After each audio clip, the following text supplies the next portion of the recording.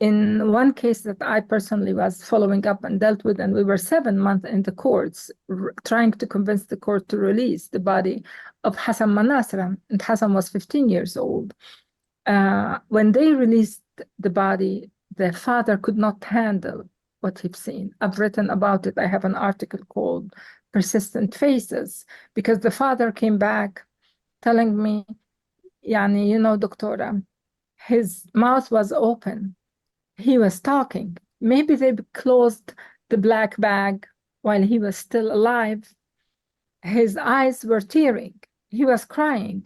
Maybe, and then the feeling of the father that there's something he failed in protecting his child, even in his death.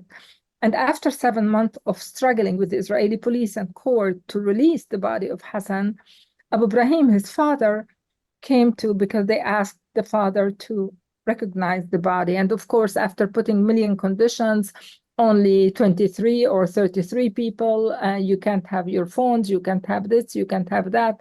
Until we managed to reach there, he goes into the ambulance to see the body, and he sees Hassan's face in a way that he could not take him. And he said, no, this is not my son.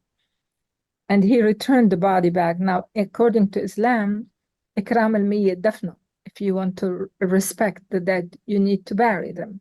So everybody was upset at the father. How dare you return the body after someone, like, you need to respect your son.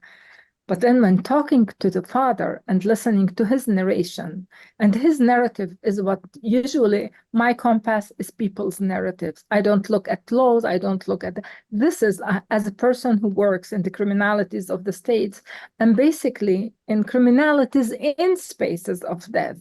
This is where you see that the penology, the punishment is not only of the living, the punishment is of the dead.